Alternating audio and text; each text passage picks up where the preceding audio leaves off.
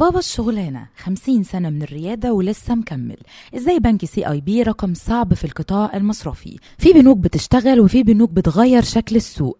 CIB مش مجرد بنك خاص، CIB هو بابا الشغلانة في القطاع المصرفي، مؤسسة مالية صنعت اسمها بعرق السنين ووقفت على قمة السوق من غير دوشة ومن 1975، وكل سنة بتحكي حكاية نجاح جديدة، بس اللي جاي أقوى. وفي عز تقلبات السوق كان في بنك اسمه دايما بيطمنك وبيكسبك، ومش بس رقم واحد بين البنوك الخاصة، ده رقم صعب على الكل. ومن التوريق للسندات الخضراء للتحول الرقمي، CIB مش بيواكب العصر، ده بيقوده القطاع المصرفي. CIB مش مجرد بنك، ده حكاية نجاح بقالها 50 سنة ماشية بخط ثابت وصوت هادي، بس أثرها عالي وواضح من أول يوم. والبنك ماشي برؤية، مش بيسابق غير نفسه، كل خطوة محسوبة، كل خدمة وراها فكر، وكل رقم وراه مجهود ناس بتشتغل بضمير. في عالم البورصة اللي مليانة تذبذب، CIB حافظ على قيمته السوقية اللي وصلت لأكتر من 241 مليار جنيه، وسعر السهم فضل محافظ على قوته ما بين 73 و 89 جنيه وسط دوشة وتغيرات كل يوم. وده معناه ثقة المستثمرين مش بس في الإدارة لكن كمان في استقرار البنك نفسه. أما في عالم البنوك الخاصة، CIB واقف في حتة لوحده، هو أكبر بنك خاص في مصر من حيث الودائع اللي وصلت ل 675 مليار جنيه بنسبة 6.6% من السوق تقريبا، وده رقم يخلي أي بنك تاني يبصله بعين الاحترام. كمان يا سيدي القروض وصلت ل 329 مليار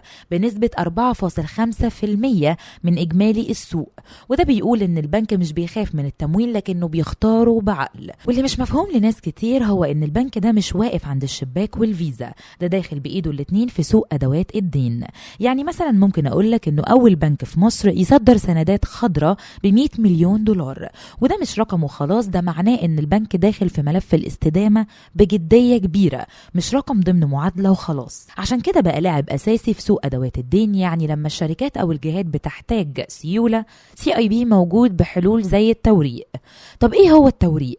يعني البنك بياخد محفظة مالية زي أقساط عقارية أو استهلاكية ويحولها لسندات تتباع في السوق. لمين؟ للمستثمرين، وده بيضخ سيولة في الاقتصاد وبيفتح مجالات جديدة للاستثمار.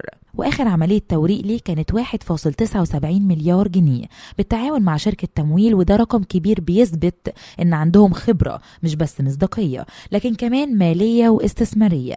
ومع تطور CIB كان دايما سابق في التحول الرقمي. يعني لو بصيت على تعاملات عملائه هتلاقي اكتر من 60% منها بقت رقمية من خلال تطبيقات سهلة زي خدمات ذكية، دعم فني سريع، وده معناه ان البنك مش بيطور نفسه عشان الصورة لكن علشان العميل.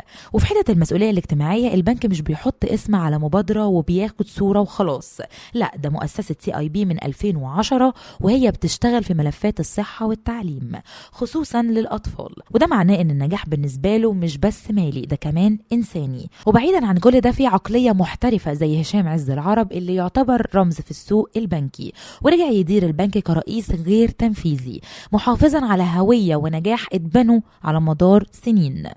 باختصار 50 سنة مش مجرد رقم، لأنه ده تاريخ من الثقة والشغل الصح والنمو اللي مش عشوائي. CIB مش بس بنك ناجح، ده بنك بيفهم السوق وبيطوره، وكل سنة جديدة هي خطوة أقرب لمستقبل أقوى.